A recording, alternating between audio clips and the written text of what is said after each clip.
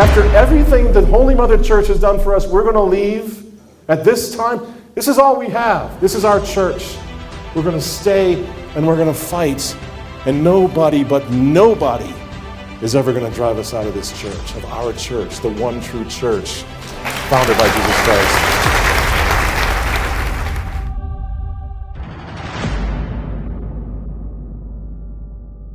So thank you so much, Reverend Fathers, sisters, everybody, brothers and sisters in sisters in Christ for the most part. This is terrible. I don't know that I've ever done an all-women's conference, so I'm already nervous. And then I go to get ready to come over here, and I forgot a tie and I've got a wrinkled shirt at an all-women's conference. You're going to notice, so I might as well tell you right up front. Don't tell my wife. That's all I ask. All right, I got some notes just so I don't get too far afield here.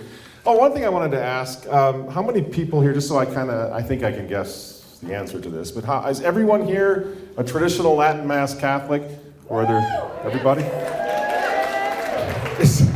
Is there anybody who's not, who's new to tradition and who's not really? No, couple. Okay, I just want to say welcome, and the whole name of the game of what we're all doing is trying to make welcome those who are not traditional Catholics as well. We're just finding out about it as we saw over COVID, when I became a big fan of your priest's sermons, obviously, for obvious reasons.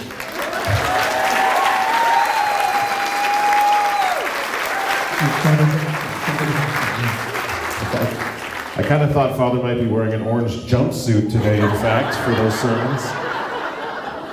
But so many people poured into tradition at that point, which obviously was God's, which was so providential.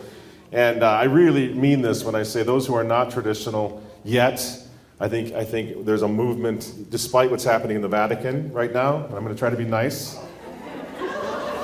I will probably fail at that effort. But they are seeing it too. They're seeing it too. They know the future of the Catholic Church right now is the traditional Catholic movement. But for those of you who are new to it, or who may be listening to this online, we're not here to say told you so. You have been up against, we've all been up against a massive fake news propaganda campaign in the Catholic Church for an awfully long time. Sister Lucia of Fatima talked about diabolical disorientation, and we have to count on our friends and family and neighbors being diabolically disoriented. We even have to leave it open, the possibility that we ourselves are, to some extent, diabolically disoriented. So we're not here to say, told you so to anybody. We're here to open our arms wide. We're here to lovingly lead our co-religionists into the light, because as you know, darkness is all around us now in a way that we've never seen. So unite the clans, right? I mean, seriously, that's what this is all about. We need to do that. It's what God wants us to do. And I would also say that I would much prefer to drop that. I don't know if Father agrees with this or not. I wish we didn't have to use the traditionalist, because it's redundant. If you're a Catholic, of course you're a traditionalist, if you're a true Catholic. And I think most of us hold on to that just because Nancy Pelosi thinks that she's a Catholic.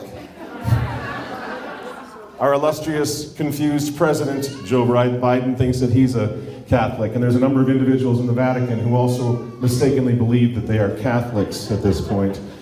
And so we need to use that word traditionalist for a little while longer, because just for convenience sake.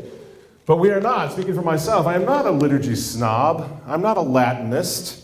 I don't want anybody to look at us and say, or me, and say, hey, this guy thinks he just jumped off a holy card. He's better than everybody else. I'm just a dad. I'm just a guy, regular guy from the Midwest, trying to save my soul and trying to save my kids' souls. And I can't go to the Novus Ordo Mass. I struggle. And there are a lot of really good people who go, and I see them, praying the rosary during confession on Saturday afternoon. And God bless every one of them. But for many of us, it's very difficult. And so we go to the Mass that we grew up with. I literally grew up with the traditional Latin Mass. That's where my soul, my heart is. But again, I'm not a snob. And I always tell the story about that liturgy. Father probably knows Father Romanowski. And I may have told this story, some of you might have heard this story, but I just give you an example of how clueless I am. I'm not a stuffy liturgist. I don't know that much about this. It's about survival. but I'm not a liturgist. And so I was serving Father Romanowski's Mass down in Mexico a few years ago. And after Mass, there were a lot of tourists in this little place at Playa del Carmen coming in, and we had Mass. It was beautiful. I served. And Father asked me, Father Romo says, can you go out and roll up my altar cloth? Because it's not the church's, it's mine. It's expensive. So I go out there, and there's still a bunch of people in the church. And I look at the altar cloth, and he gives me the tube. And I said, it's a cardboard tube, And I'm like, okay, I think I can do this. So I began rolling the altar cloth up, got her good and tight, and then I started jamming it inside the tube, as one does. And of course it wouldn't fit. And now I'm embarrassed. So I think, this is ridiculous. What is wrong with you? Just roll it tighter. So I put it back on the altar. And I grabbed the Missala Romanum and a couple of other heavy things, and I put it at the end of the altar cloth to get her good and tight, And I'm rolling that thing, I'm rolling it, and I finally get it done, and I jam it in there, and it fits. And I go to Father Romanowski, I said, Father, I did it, man. It was tough, but I did. He looks at it, he goes, what is wrong with you? It goes on the outside of the tube. So I admit my shortcomings.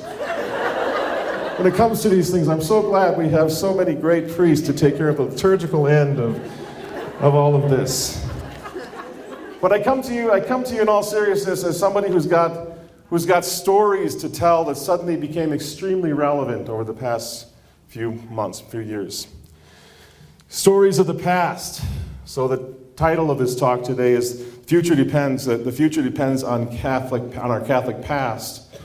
I happen to be old enough to remember the Catholic past, and I want to share some of those stories with you in case you're discouraged. A lot of people are afraid right now. They're angry and afraid. They don't know what they're going to do with Traditionis Custodes and all of these problems. I would say I remember the past, and I also remember the heroes. I'm the son of Walter Matt. My mentor and friend was Michael Davies. I received the sacrament of confirmation from Archbishop Marcel Lefebvre. So I remember these men. I know what they went through. And you know what I would share with you, especially for those of you who are a little newer to this movement. What I would tell you is that these were men that were full of life, full of laughter, full of wisdom, full of faith, but they were lonely. It was a lonely fight. There was nothing cool. So we were traditional before traditional was cool, in other words. I was just a kid. So everything I'm talking about here, I'm talking about the giants on whose shoulders I stand. But there was nothing cool about what they were doing at that point. It was Felt Banner City. It was John Denver guitar stuff up with us, tearing all the statues out, getting on Father Skippy, and everything was just Bishop Clueless. I mean, it was just nuts. So as a traditional Catholic, you were the pariah. You were just a nut job. You know, you paid any attention. You were not paying attention to what was happening, the great future that lay out ahead of us. And yet these men stayed the course, and they fought. They fought as heroes, and they fought as unsung heroes. So I would say that we don't really have any reason today to whine when you think about, or to complain, what you think about what our fathers in this movement and our mothers in this movement went through, the suffering that went through, the ostracization, the mockery that they went through in order to keep the light of faith alive, in order to keep the traditional Latin Mass alive. And there were goofy aspects of it. I tell this story before, where my mother and father went and rescued one of these altars out of a church back in 1970, 3 or 4, little side altar, but it was big. You don't realize how big a side altar is until you jam it into the basement next to the pool table. Looks pretty big. So that's how they started our catacomb chapel, and it was wonderful. But it was a little awkward when I'd have friends over from the neighborhood who were shooting pool, and there's this huge statue. But there was nowhere else to go. We were fortunate. Many people were simply in hotel rooms having Mass during those years. And then I would tell you that that's what was required. There was nothing else for us. Nothing else. There was no Father Nolan. There was no Fraternity of St. Peter. There was no Society of St. Pius X. No Institute of Christ the King. Diocesan priests had either sold through obedience, they either obeyed their way into the new church, or they left. They left the priesthood. It was a difficult time, in other words. But what I hope to convey to you today at some point through the course of my talk, it saved our lives. It saved our souls. It wasn't just the pioneers of the movement did a great thing for history. I'm a traditional Catholic today because my father had the courage to take us into the basement for Mass and to make our home one of these little places where the men in black, we used to call them, the priests who were thrown out in the cold, who were ostracized, who gave up pensions, who gave up everything, insurance, everything for the Mass. They gave it all up. And when they would come to little houses like mine, and maybe some of you were on that same circuit, or your mothers and fathers may have been, whatever. When they would come to ours, there was nothing glorious about it. We were hiding out in the basement. It was underground with little kids serving your Mass because there were no other priests. There were no deacons. I was one of those little kids, learning to serve Mass in the basement. But what they did, friends, and I know we can do it again now, and we're going to do it again now, only in spades, the opportunity that we have right now is so much better. And do you know who knows how great this opportunity is? Pope Francis. He knows if we are left to continue in this position as point of the spear, and I'm talking about priests like yours, and I'm talking about families like yours, bishops like Schneider, archbishops like Vigano, if we are allowed to continue this, the Novus Ordo experiment will collapse, and they know it. But we have to go through a time like many of us went through back in those days with the men in black. So a lot of people are very concerned about Traditionis Custodes, and I'm guessing most of you probably are talking about this a lot. What's going to happen? God is good. The Fraternity of St. Peter apparently has an archangel who's on their shoulder and interceding on their behalf in heaven, because for the moment your situation is good. Many people's situation is not good, as you know. Terrible. They just lost the Mass in Chicago. They're losing the Mass in D.C. They're taking it away, friends. And if you ever wanted an excuse or a way of explaining how we are not the aggressors, we're not doing anything wrong. In fact, Traditionis Custodes, who's it going after most? Diocesan priests. What are most diocesan priests doing? They're saying the new Mass as well as the traditional Latin Mass, as they make their journey into tradition. But from the point of view of the Vatican, can you think of any more unifying thing than a priest who's willing to say both Masses, which is what the diocesan priests are doing? So why are they shutting those guys down? It doesn't make any sense unless you see a certain degree of malice going on here. So we need to look back at the way things were, and we need to look and be realistic about what's happening right now. And I think we need to speak out because we don't have much more time. This is not the time to just, like I say, just pray and obey. It's time to pray, but just obey. The obedience part's going to have to be discussed and carefully parsed and nuanced, as we all know now, as we move forward. But the other thing that we have, that we didn't have in the early 1970s, was this massive awakening. I just came back from the Chartres pilgrimage in France. 20,000 young people. 20,000. And a militant spirit, a Christ-like spirit that I've never even seen on the Chartres pilgrimage. You know what the official t-shirt was for the Chartres pilgrimage this year? Gardien de la Tradition, the guardians of tradition. Every one of these kids is wearing Guardians of Tradition on their t-shirt.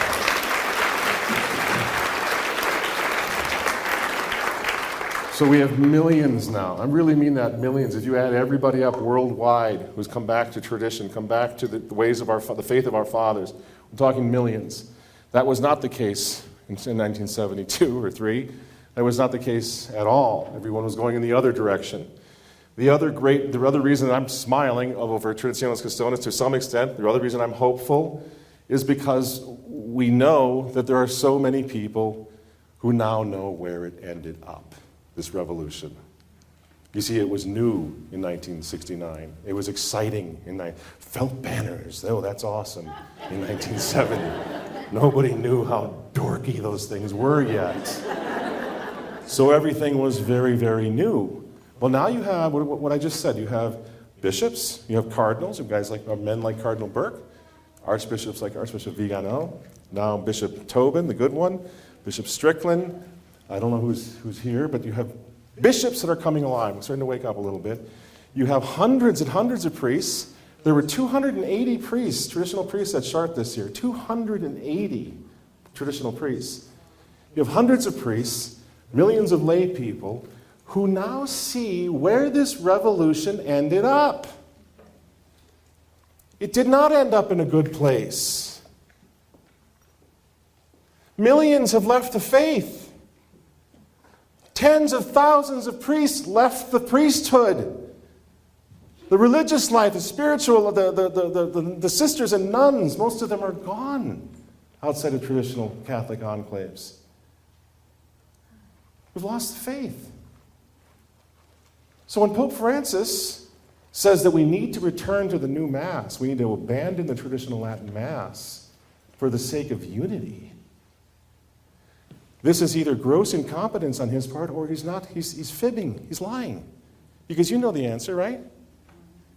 3/4 of every Catholic in this country now, 3/4 of them, that's millions of our co-religionists, have already abandoned the new Mass.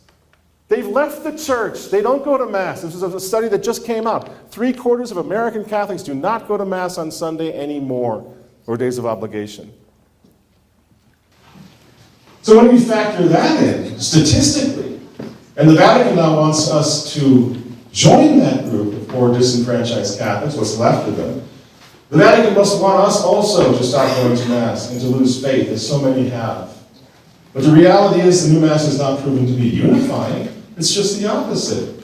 A mass exodus has taken place since the new Mass has come in. By the way, hopefully I'll remember to say something about this later. I think there are a lot of Novus Ordo priests. I'm not trying to be critical of them at all. There are so many good priests, I'm sure Father can back me up on this, who are stuck in the Novus Ordo thing. They're making the best of it, and they're fighting to move everything in the direction of tradition. I say again, those are our friends and those are our allies. We know that, right? I mean, if Father started saying the new Mass or moving in that direction, I'd be really upset. But when you have diocesan priests who are just figuring it out and moving in the direction of tradition, they're our friends, they're our allies, and we need to make room for them. And I think we're going to see a lot of them now.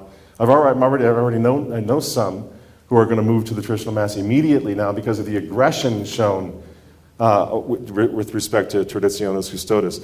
Good things, in other words. I want to bring you good news and hope, because I'm full of it. I'm full of hope, and I want to share it with you. Don't give up.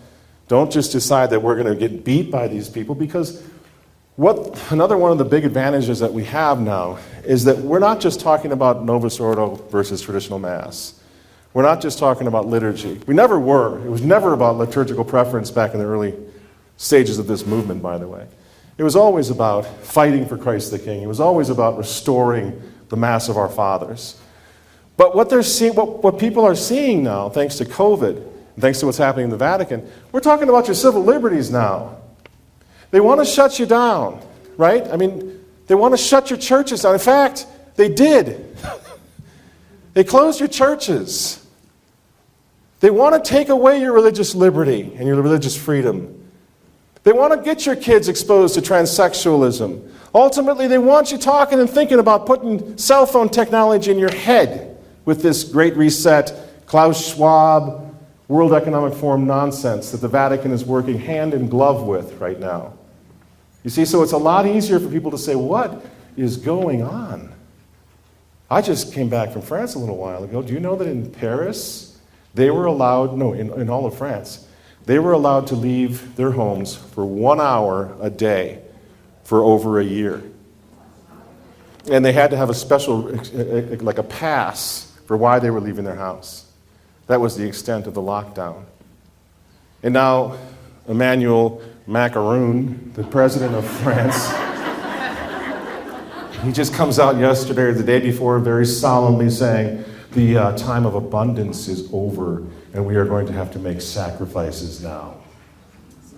So they're going to start the whole process of food chain breaks and the whole intentional attack on their own countries, because affluent countries have to be taken down so that they can have equity and inclusion and they can start their whole new world order. I'm not going to go into all that, but you know that's true. It's very, very, very verifiable. My point for this audience is just to say that it's not hard to make the case.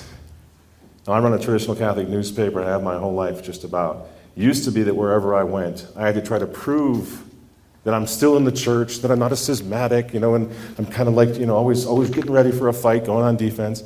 Just the opposite is the case now. Everywhere I go, anyone who's practicing the Catholic faith, to whatever extent, Novus Ordo or whatever, they're trying to prove their traditional Catholicism to me, everywhere I go.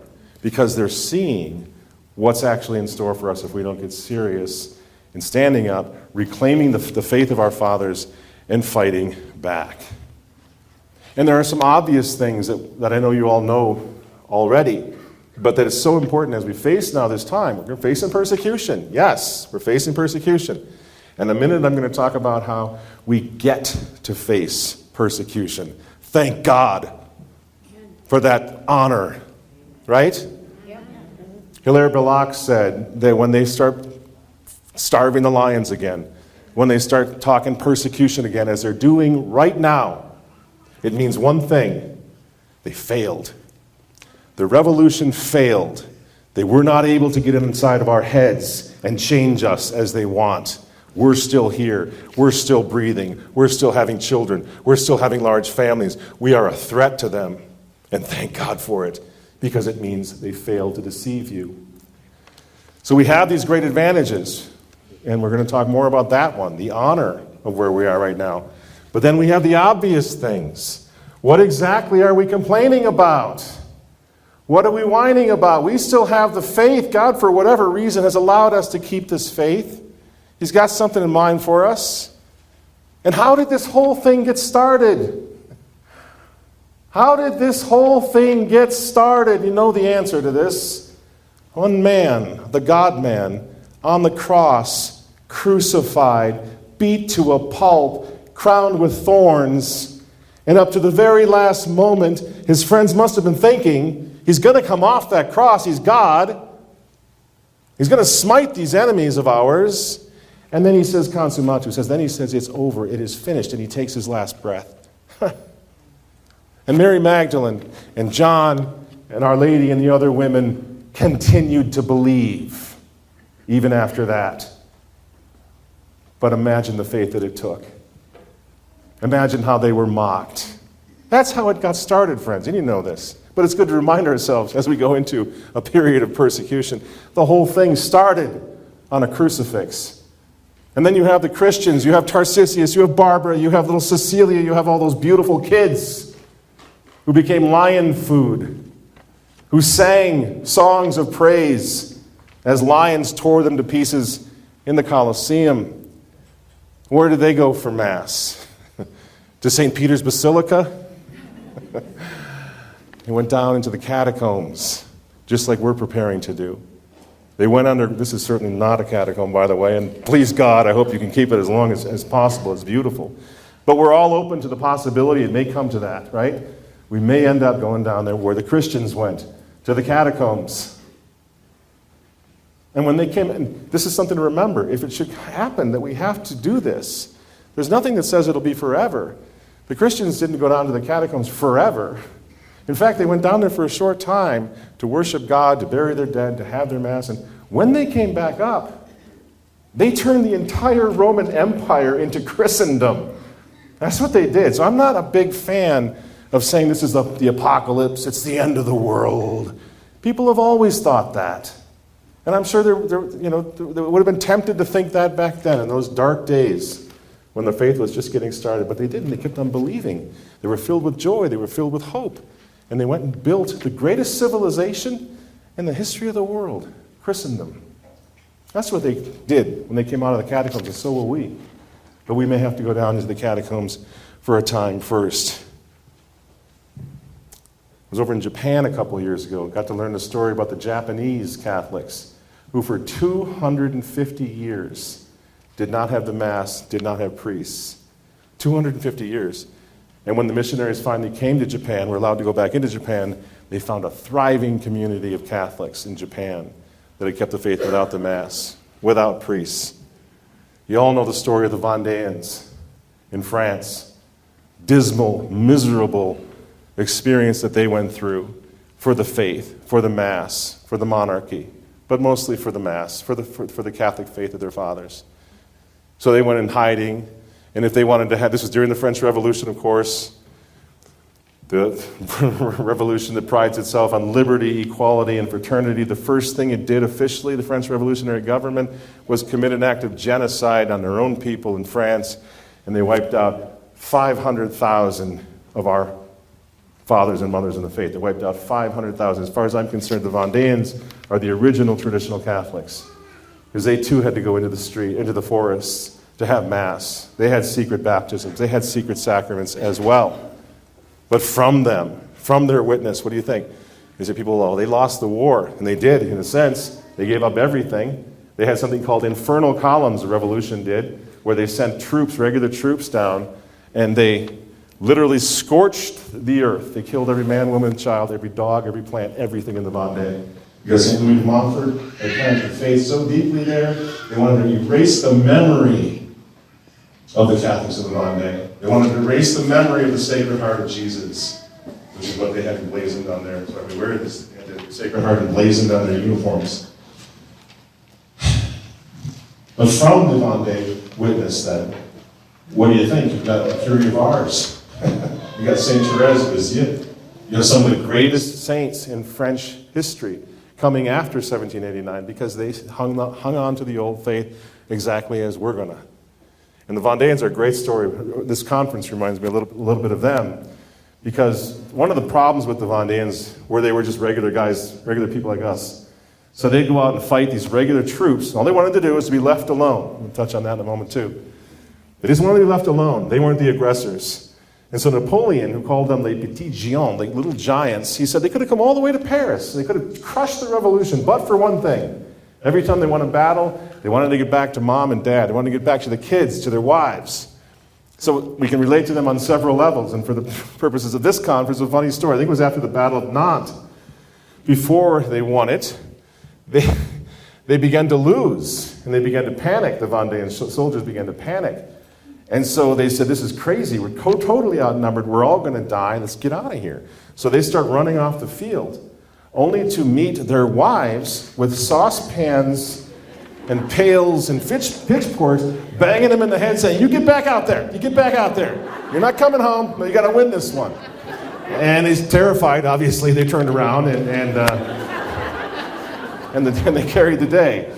So there's all sorts of things that we can relate to from the Vendéans. Finally, the last reason that I'm not ready to open veins over Francis and his roadshow and his Traditionis Custodes, finally, is because Francis himself is hands down the greatest recruiting agent for traditional Catholicism we've ever seen.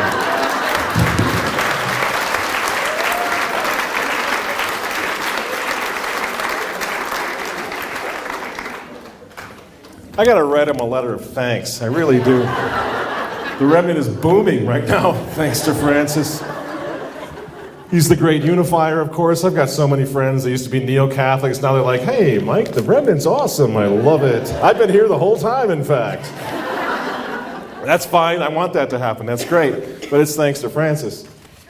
Francis has done us the great favor. And you'll remember those. Some of you who've been here, been in this movement for a long time, maybe longer than I, or as long as I am. You'll remember papolatry.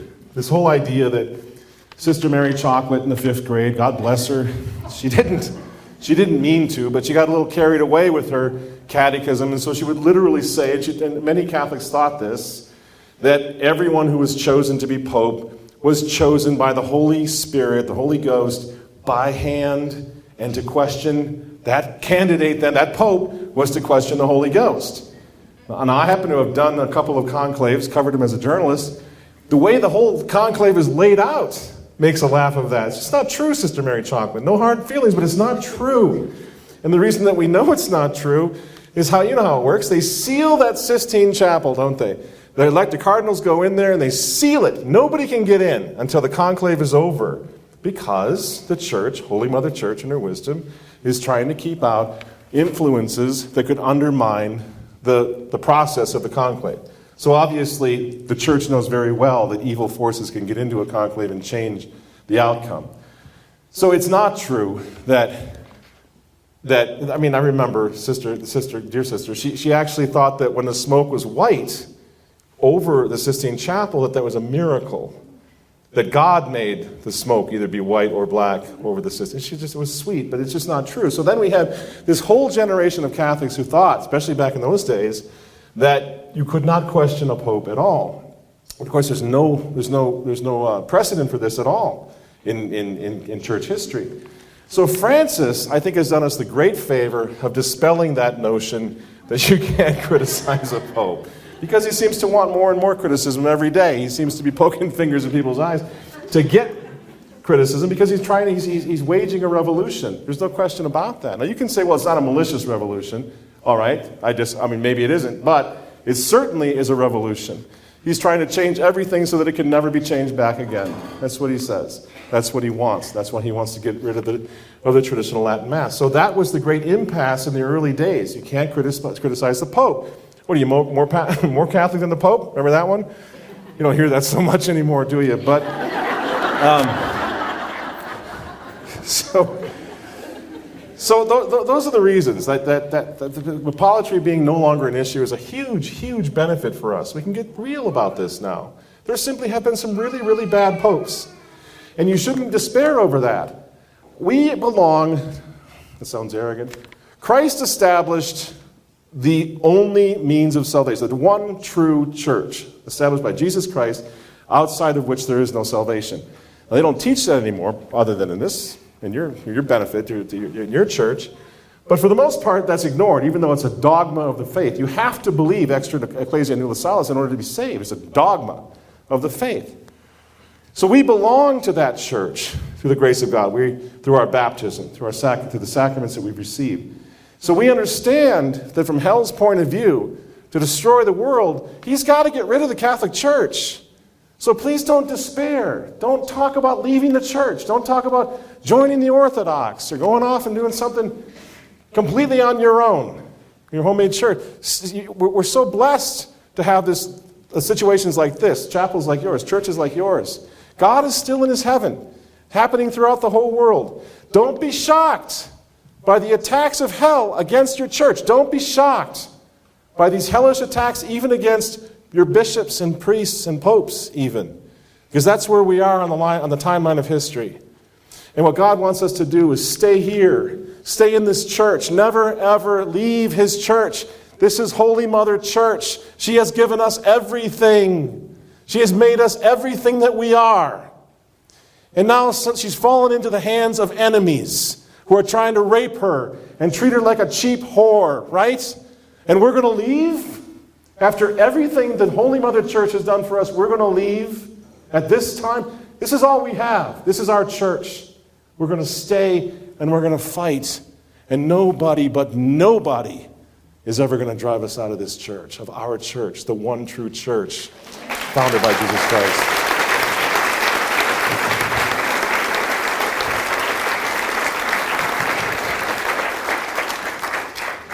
What's the time? Doesn't matter.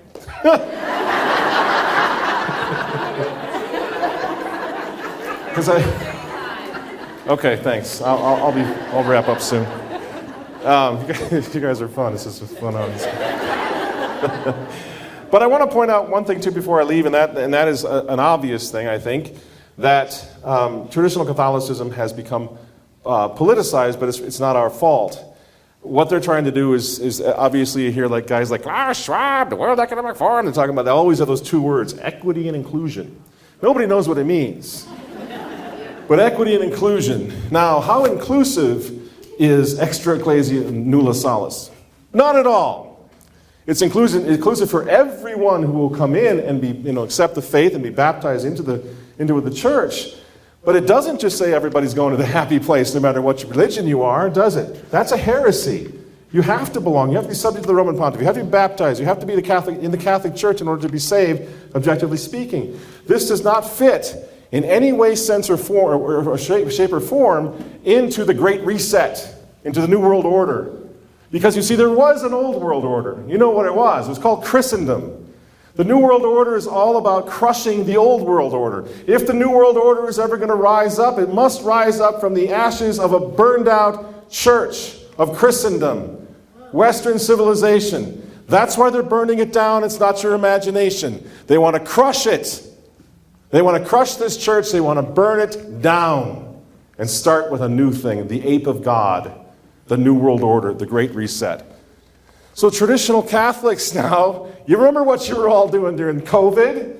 How many of you were wearing your mask dutifully every day? Probably not all that many of you. How many of you were vaccinated with Bill Gates' mystery juice? Probably not all that many of you. And when they said to you, you're going to shut your churches down, some of you went radical and started doing things on the internet. A bunch of other priests went out in the parking lot, started having parking lot masses that gained international attention. Remember? Now remember, Pope Francis, I'll say Team Francis. Team Francis has already sold out to Klaus Schwab, to the New World Order, to the United Nations. So he's supposed to be able to deliver us to them. He's supposed to be able to assure them there will be no problem. There will be no objection from the Catholic Church because everybody has acquiesced, everybody's sold out.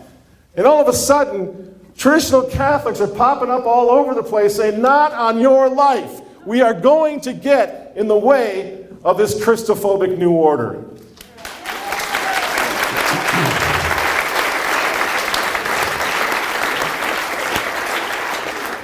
And very shortly after that, Traditionis Custodes landed. Do you get it?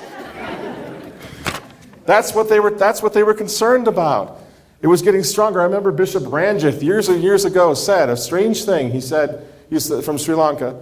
He said, if we don't do something about what's happening to the church, there will be no future to the church other than the traditional Latin Mass. They all saw it. He's a decent guy. But in other words, there's no doubt that this is going to happen. It's just a question of when. So the opposition that we're feeling right now is very real, it's very intentional, and it's very political. Because all of a sudden, even though all we wanted to do was be left alone, all of a sudden we have become the point of a spear. You know, all of a sudden the front line is, 100,000 homeschool moms. Whoever saw that coming?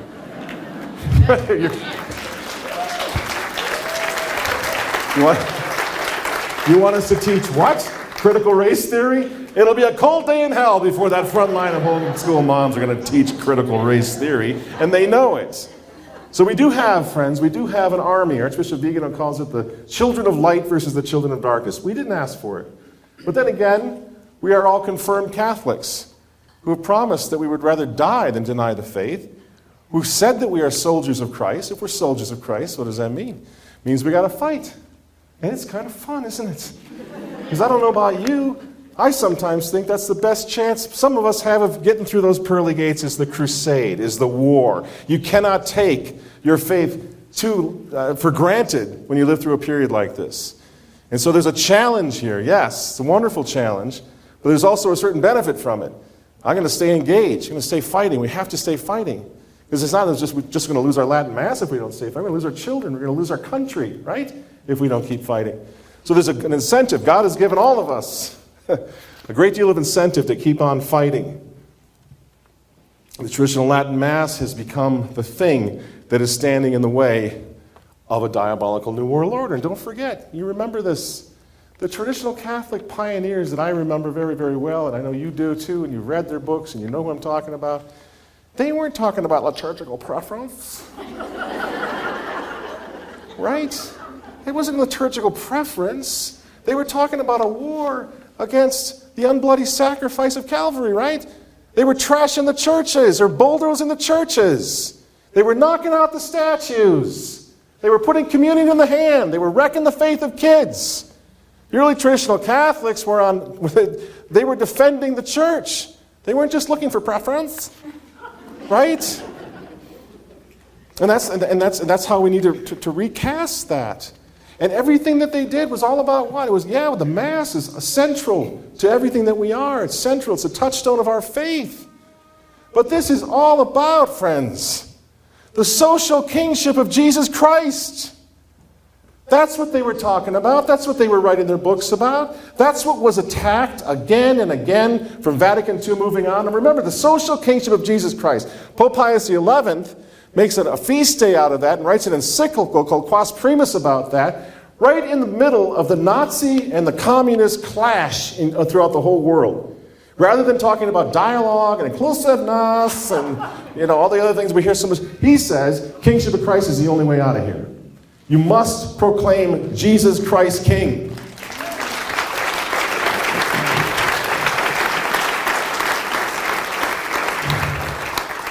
This is not a pious devotion. Don't confuse this with a pious devotion. This is an act of war, of militancy, that Jesus Christ is truly king, not because it's just a pretty thought. Because you know what? I come from Minneapolis, where they're burning the city down half the time, where they got dragster races going on. They got crime through the roof. There's a carjacking every half an hour. Do you know why that is? You know why? It's because the kingship of Christ is being denied in cities like mine and all throughout the world.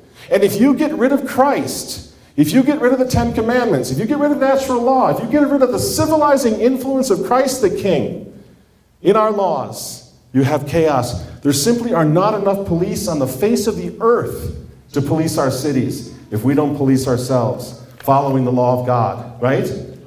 When I was a kid, if there was a store that was broken into, a liquor store, hardware, whatever, we didn't run in and steal stuff out of there, right? You didn't, because you were policing yourself. And the cops are kind of like Andy Griffith and Barney, like, yeah, of course we'll get those doors fixed, but nobody's going to be robbing the store, right? That's gone now. And I bring that up only to make the point that the kingship of Christ is absolutely vital to what and who and what we are, because it has to do with the law and order. Donald Trump talking about law and order. Well, he's getting in the right direction, but what he's actually talking about is a restoration of the kingship of Christ in our societies. That's what this war is all about. So we need to make some of these points. We need to, as I said earlier, cast what we do as a crusade. Tell your children that this is a crusade. Give them that crusade, because it's pretty neat. We write books about it. You got movies about it, the crusade from the past. Give them the crusade and they'll keep the faith. That's what they did for me, the traditional Catholic pioneers. I wanted to be Michael Davies. It was like he was William Wallace, or he was Edmund Campion. You know what I mean? Like, these guys were heroes to us. All we wanted to do was tag after them as they fought this crusade. That's what's missing today from these kids with the poor, pathetic kids with the green, blue, multicolored hair and the studs in their noses and the tats all over. They got nothing. They have nothing to believe in. They are the tragic consequences. They are the victims of what happened to the Catholic Church. The moral authority of the world was silenced. That's what we're dealing with. That's what we're trying to restore. The moral voice of the world. And if we don't restore it, it's going to be lights out. It's going to be over. Traditional Catholicism is so much more than just liturgical preferences. And I would say, pretty much in closing, what time do we got now? I just don't want to hold you guys up. You've got a Marine for an MC. I'm nervous. You got 5 minutes. 5 minutes. That's all I need, Father. That's all I need. Don't give me that. I didn't charge you. That's it. No. After, so we did take 5 more, and then I'm sure we have questions. Perfect. All right, I got it. So I can do this. Watch me. I'll do this. I want to leave you with this idea of duty versus honor, because it is our duty, no question. It's our duty to fight whatever our state in life is. It's our duty to fight. But I don't think it's necessarily most effective to present that, especially to our young people, as a duty. We need to present it as an honor. It's the greatest honor of our lives that we're confronted with right now. The greatest honor of our lives, no matter what they do to us. Whether it's Klaus Schwab or the Vatican guys or the Great Reset or Traditionis Custodes, it's the greatest honor of our lives to be aware of what's happening, to have been given the grace. We don't know why. We didn't deserve it. We're not saints. We're not saying we're better than anybody else. But for whatever reason, we've been able to see the truth when literally millions have not been able to see it. We have been given a gift, a massive gift. And we all going to be dead in a pretty short period of time anyway. I don't know about you all, but I'm not going to be alive 50 years from now. So what do we want to do? Just make sure I'm some crazy old guy in a nursing home dealing with all the horrible things that one has to deal with when they're 90 years old? Or do I want to look to make sure my life is spent in service of Christ the King? And if it's cut short by these people, I just pray that I have the guts, that I have the grace to make a good showing of it. Like Thomas More said, this is not the stuff of which martyrs are made, and what would happen to him. So we have these conversations about martyrdom, but we have the conversation as the honor. Can you imagine if 50, 100, 200 years from now, they're telling your story like we're telling the story of Thomas More? You're telling a story of your sons and your daughters, like we're talking about the Cristeros right now, like we're talking about the Vendeans. We have the opportunity to be players in history, to save our souls. That's the purpose of what we're here for anyway. All we have to do is know, love, and serve God, never let them change our mind, defend Mother Church, and we become heroes. We become saints that will be talked about in the future at some point. And maybe we'll make it into heaven at the same time. So we go to our friends in Neo-Catholics and we say, we need to speak out now. I do not speak out every Sunday after evening because I want anybody to leave the church. I speak out because I know there are millions of people who are sad and depressed and discouraged, and they think it's over, and they think they're the only ones that don't understand what's going on, that what's happening to the church. Does God exist? Is the Catholic Church real? Does Mary exist? Is it all just a bunch of myth? Right? There are millions of them. When we raise our voices and we say, no, this is wrong, we stand with the cross, we stand with the church, we stand with the Kingship of Christ, we stand with the Latin Mass. We wake up people, we give them a gift. And I get the mail acknowledging that all the time, hundreds of it, thousands a week. Thank you. I'm staying in the church because you guys are speaking out. So don't be afraid. They want you to stop speaking out. They want Archbishop Vigano to shut the heck up, right? The one Archbishop, finally, who comes out and speaks the truth. He's one of the greatest threats right now to the Vatican. But he's not driving anybody out of the church. They're staying because they see the truth and they hear the voice of Christ. And if we don't speak out, I'm going to close with a quote from Alexander Solzhenitsyn. If we don't speak out, bad things are going to happen all the way around. We have an opportunity right now to make a difference, to speak out, and we need to do it. Solzhenitsyn talks about those who wanted to be left alone. And I'll read it. It comes from the Gulag Archipelago. He says, the most terrifying force on earth comes from the hands of men who wanted to be left alone. The moment the men who wanted to be left alone are forced to fight back, it is a form of suicide. They are literally killing off who they used to be. Which is why, when forced to take up violence, these men who wanted to be left alone fight with unholy vengeance against those who murdered their former lives. They fight with raw hate and a drive that cannot be fathomed by those who are merely play-acting at politics and terror. True terror, says Solzhenitsyn, will arrive at these people's door and they will cry, scream, and beg for mercy, but it will fall upon the deaf ears of men who just wanted to be left alone. We don't want it to get to that point, do we? There are millions in the world today who need to be woken, friends. There are priests who need to be woken up, bishops who need to be woken up, so this doesn't happen. Because when they come for your kids, you're not going to give them to them. When they come for your faith, you're not going to apostatize. Right? Right. So you're going to fight. Do you want to be a fighter like that, though? If we fight now, before it gets desperate, where we're going to have to literally be up against civil law and ecclesiastical law, it's going to get ugly. So I would say, again, it's another incentive, another reason. Speak out now. We have methods, we have ways of speaking out, peaceful ways of objecting. Do it. Fight for it. But don't, under any circumstances, silence yourself or allow yourself to be silenced. And I would close, I have to close on this. I have to close with a reference to Our Lady, because we may get to the point, maybe not. We don't know where this is going to go. We may get to Catherine Emmerich's little cottages where the faith will survive. I don't think so, though. I think there's much more of a fight to be fought right now. But we need to turn to Our Lady at this time, because we know that we will have the scapular, we'll have the rosary. They can never take these things away from us that are so powerful, even if they do succeed in taking the Mass away, which they won't. And I mentioned earlier that little group at the foot of the cross. We talked about this before, St. John especially.